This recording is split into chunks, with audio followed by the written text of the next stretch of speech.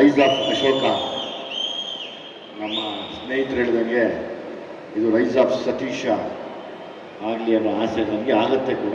ಅದರದ್ದು ಎಲ್ಲ ಲಕ್ಷಣಗಳು ಕಾಣ್ತಾ ಇದೆ. ನಮ್ಮ ಕನ್ನಡದವ್ರು ನಾವು ಯಾರಿಗೂ ಏನು ಕಡಿಮೆ ಇಲ್ಲ ಅನ್ನೋದಕ್ಕೆ ಇವತ್ತು ನಮ್ಮ ಕನ್ನಡಿಗ ಈ ಸಿನಿಮಾನ ತೆಲುಗು ಮತ್ತು ತಮಿಳಲ್ಲೂ ಕೂಡ ಹೋಗಿ ನಿಂತು ರಿಲೀಸ್ ಮಾಡ್ತಾ ಇರೋದು ಇಡೀ ಕನ್ನಡಿಗರಿಗೆ ಹೆಮ್ಮೆ. ನಾನೊಬ್ಬ ಕನ್ನಡಿಗನಾಗಿ ತುಂಬ ಹೆಮ್ಮೆ ಪಡ್ತೀನಿ. Thank you sir. ನಮ್ಮ ಕನ್ನಡ, ನಾನು ಆವತ್ತ ಒಂದು ಸತಿ ಹೇಳಿದ್ದೆ, ಕನ್ನಡಿಗರಂತೆ ತಮಾಷೆ ಅನ್ಕೋಬೇಡಿ, ಕನ್ನಡಿಗರನ್ನ ಅಲ್ಗಳಿಬೇಡಿ ಅಂತ. ಕನ್ನಡಿಗರು ಯಾವುದಕ್ಕೂ ಕಡಿಮೆ ಇಲ್ಲ ಅಂತ ಮತ್ತೆ ಮತ್ತೆ ತೋರಿಸ್ತಾನೆ ಇದ್ದೀವಿ. ಸೊ ಹಂಗಾಗಿ ನನಗೆ ಅದ್ರ ಬಗ್ಗೆ ತುಂಬ ಖುಷಿ ಇದೆ. ಸತೀಶ್ನ ನಾನು ಯಾಕೆ ತುಂಬ ಇಷ್ಟಪಡ್ತೀನಿ ಅಂದರೆ, ನಮ್ಮಂಗೆ ತುಂಬ ಕಷ್ಟಪಟ್ಟು ಜೀವನದಲ್ಲಿ ತುಂಬ ನೊಂದು ನಾವೆಲ್ಲ ನಿಮಗೆ ಈ ಥರ ಕಾಣಿಸ್ತಿರ್ತೀವಿ, ಬಟ್ ಒಳಗಡೆ ತುಂಬ ನೊಂದಿರ್ತೀವಿ. ಪ್ರತಿ ಸರಿ ನಾವು ಮಾತಾಡೋವಾಗಲೂ ಒಂದು ಒಳ್ಳೆ ವಿಷಯನ ಇಟ್ಕೊಂಡು ಮಾತಾಡ್ತಾ ಇರ್ತೀವಿ, ಆದರೆ ಒಳಗಡೆ ತುಂಬ ನೋವಲ್ಲಿ ಇರ್ತೀವಿ. ಸತೀಶ್ ಮಾತಾಡುವಾಗ ಗೊತ್ತಾಗ್ತಾ ಇತ್ತು ಆ ಜೋಶು, ಆ ಹಠ, ನಾನು ಸಾಧನೆ ಮಾಡಬೇಕು ಮತ್ತು ನಮ್ಮ ಕನ್ನಡಿಗರಿಗೆ ನಾನೊಬ್ಬ ಕನ್ನಡಿಗನಾಗ ಒಂದು ಒಳ್ಳೆ ಸಿನಿಮಾ ಕೊಡಬೇಕು ಅನ್ನೋದು ಅದು ಯಾವಾಗಲೂ ನಮ್ಮಲ್ಲಿ ಆ ತುಡಿತಾ ಇದ್ದೇ ಇದೆ. ಹಾಗಾಗಿ ನಾನು ಇಡೀ ಆ ಟ್ರೈಲರ್ನ ನೋಡಿದಾಗ ನಾನು ಖುಷಿ ಆಯಿತು. ಅಂದರೆ ಎಸ್, ಒಂದು ಒಳ್ಳೆ ಸಬ್ಜೆಕ್ಟ್ನ ಮತ್ತೆ ತರ್ತಾ ಇದ್ದೀವಿ. ಯಾವಾಗಲೂ ಬೇರೆ ಬೇರೆ ಭಾಷೆಗಳಿಗೆ ಹೋಲಿಸಿ ಅದರಲ್ಲಿ ಆ ಥರ ಸಬ್ಜೆಕ್ಟ್ ಬಂತು, ಇದರಲ್ಲಿ ಈ ಥರ ಸಬ್ಜೆಕ್ಟ್ ಬಂತು ಅನ್ನೋ ಟೈಮಲ್ಲಿ ಒಳ್ಳೆ ಸಬ್ಜೆಕ್ಟ್ಗಳು ರೈಸ್ ಆಗ್ತಾ ಇದೆ ಅನ್ನೋ ಖುಷಿ ನನಗೆ ತುಂಬ, ನನಗೆ ಮನಸ್ಸಿಗೆ ಖುಷಿ ಕೊಡ್ತಿದೆ, ನೆಮ್ಮದಿ ಆಗ್ತಾ ಇದೆ. ಇಡೀ ಇದೊಂದು ರೈಸ್ ಆಫ್ ಅಶೋಕ ಅನ್ನೋಕ್ಕಿಂತ rise of Satish and team ಅಂತ ಆಗಲಿ, ಇವರೆಲ್ಲ ಸೇರಿ ಒಂದು ದೊಡ್ಡ ಮಟ್ಟಕ್ಕೆ ನಿಂತ್ಕೊಳ್ಳಿ ಅನ್ನೋ ಆಸೆ ನನಗಿದೆ. As it is music director ಇಲ್ಲೇ ಪ್ರೂವ್ ಮಾಡಿಬಿಟ್ಟಿದ್ದಾರೆ. ಸೊ ಹಂಗಾಗಿ ಡೈರೆಕ್ಟರ್ ಆತ್ಮಕ್ಕೆ ಶಾಂತಿ ಕೋರ್ತಾ ಮಾಡಿದಂಥ ಎಲ್ಲ ಕಲಾವಿದರು, ನಮ್ಮ ಸಂಪತ್ ಆಗ್ಬೋದು, ಶೆಟ್ಟಿ ಆಗ್ಬೋದು, ಡ್ರ್ಯಾಗನ್ ಆಗ್ಬೋದು, ಇವರೆಲ್ಲ ಏನು ಆ್ಯಕ್ಟ್ ಮಾಡಿದ್ರೆ ನಿಮಗೆಲ್ಲ ಒಬ್ಬರು ಫೈಟ್ರು. ನಮ್ಮ ಸಪ್ತಮಿ ಗೌಡ ಸೋಲೋ ಫೈಟ್ರು. ನಾನು ಅವ್ರ ಡೈಲಾಗ್ನ ತುಂಬ ಇಷ್ಟಪಡ್ತೀನಿ.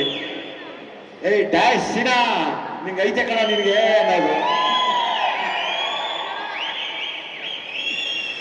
ನನಗೆ ನಿಮ್ಮ ಮನೆ ಋಣ ಹೆಂಗಿದೆ ಅಂದರೆ, ಉಮೇಶ್ ಅಣ್ಣನ ಪಾತ್ರನೇ ಕಿಶೋರ್ ಅವ್ರು ಮಾಡಿದ್ದು ದುನಿಯಲ್ಲಿ. ಅದು ಯಾರಿಗೂ ಗೊತ್ತಿಲ್ಲ, ಇವತ್ತು ಅದನ್ನು ಹೇಳ್ತೀನಿ. ಹಂಗಾಗಿ ನಮ್ಮ ದುನಿಯಾನ ನಿಂತ್ಕೋಬೇಕಾದ್ರೆ ಕಿಶೋರ್ ಸರ್ ಮಾಡಿದ ಪಾತ್ರ ಉಮೇಶ್ ಅಣ್ಣನ ಪಾತ್ರನೇ. ಅವ್ರು ಅವತ್ತಿಗೂ ಸೂಪರ್ ಕಾಪು, ಯಾವತ್ತಿದ್ರು ಸೂಪರ್ ಕಾಪು. ಅವರು ಒಂಥರ ಸಿಂಹ ಸ್ವಪ್ನ ಇದ್ದಂಗೆ. ಕೆಲವರಿಗೆಲ್ಲ ಅವ್ರ ಹೆಸರು ಹೇಳಿದ್ರೆ ಎರಡು ಕಡೆಗೂ ತಿರುವು ಹಾಕ್ಕೊಂಡು ಆ ಕಡೆ ತಿರ್ಕೊಂಡು ಮಲ್ಕೊಂಡಂತ ಇವತ್ತು ಎಷ್ಟೋ ಜನ ಇದ್ದಾರೆ. ಸೊ ಹಂಗಾಗಿ ನೀವು ನಮಗೆ ಅವತ್ತು ನಿಮ್ಮ ಪಾತ್ರನ ನಮ್ಮ ಸಿನಿಮಾಲ್ಲಿ ತಂದು ನೀವು ಕೊಟ್ಟಂಥ ಕೆಲವು ಹಿಂಟ್ಸ್ನ ಇಟ್ಕೊಂಡು ನಾವು ಸಿನಿಮಾ ಮಾಡಿದ್ವಿ. ಹಾಗೆ ನಾವು ನಿಮ್ಮ ಋಣ ತೀರ್ಸೋಕ್ಕಾಗಲ್ಲ. ಆದರೆ ನಿಮ್ಮ ಮಗು ಜೊತೆ ಒಂದ್ಸರಿ ಆ್ಯಕ್ಟ್ ಮಾಡೋಕ್ಕೆ ನಾನು ಇಷ್ಟಪಡ್ತೀನಿ. ಯಾವತ್ತಾದ್ರೂ ಒಂದು ಒಳ್ಳೆ ಕತೆ ಮಾಡಿದಾಗ ಖಂಡಿತವಾಗ್ಲೂ ನಾನು ಕೇಳ್ತೀನಮ್ಮ, ನನಗೆ ನೀನು ನಮ್ಮ ಥರ ಸ್ಟೈಲ್ ಹೀರೋಯಿನ್, ನೀನು ಡ್ಯಾಶ್ ಡ್ಯಾಶ್ ಡ್ಯಾಶ್ ಡ್ಯಾಶ್ ಡೈರೆಕ್ಟಾಗಿ ಹೊಡೆದೇ ಬಿಡೋದೇ ಆಗ್ತಾರೆ. ಗೊತ್ತಲ್ಲ ಸಪ್ತಮಿ ಗೌಡ ಡೈಲಾಗು, ಏ ಡ್ಯಾಶ್ ಸಿನಾ, ಗೊತ್ತಲ್ಲ ನಿಂಗೆ ಅಂತ. ಹಂಗೆ ಖುಷಿ ಅನ್ಸುತ್ತೆ ನನಗೆ. ಸೊ ಹಂಗಾಗಿ ಡೆಫಿನೆಟ್ಲಿ ನಾನೊಂದು ಒಟ್ಟಿಗೆ ಆ್ಯಕ್ಟ್ ಮಾಡೋಣ ಕಣಮ್ಮ, ನನಗೆ ತುಂಬ ಗೌರವ ಇದೆ. ಆಮೇಲೆ ಇನ್ನೊಂದು ಆ್ಯಕ್ಚುಲಿ ಇವರ ಲೇಡಿ ರ್ಯಾಂಪೋ ಇವಾಗ ಇಂಡಸ್ಟ್ರಿಯಲ್ಲಿ, ಅಂದರೆ ಫಿಟ್ನೆಸ್ಸಲ್ಲಿ ನಾನೆಲ್ಲ ನೋಡ್ತಿರ್ತೀನಿ. ಲೈಕ್ ನೀನು ಡೆಡಿಕೇಶನ್ನು ಅಥವಾ ನೀನು ಸೀರಿಯಸ್ನೆಸ್ ಎಲ್ಲ ನೋಡಿ ನನಗೆ ತುಂಬ ಖುಷಿ ಅನಿಸುತ್ತೆ. ಒಬ್ಬ ನಟಿಗೆ ಬೇಕಾಗಿರೋಂಥ ಎಲ್ಲ ಶ್ರದ್ಧೆ ಮತ್ತು ಅದರದ್ದು ಗಮನ, ಅಂದರೆ ನಾನು ಹೆಂಗಿರಬೇಕು ಅನ್ನೋದನ್ನು ಯಾವಾಗಲೂ ನಾನು ವಾಚ್ ಮಾಡ್ತಿರ್ತೀನಿ ಫೋನಲ್ಲಿ. ಸೊ ಹಾಗಾಗಿ ಇದು ಹಂಗೆ ಕಂಟಿನ್ಯೂ ಆಗಲಿ. Like again you will become a super star one day, don't worry.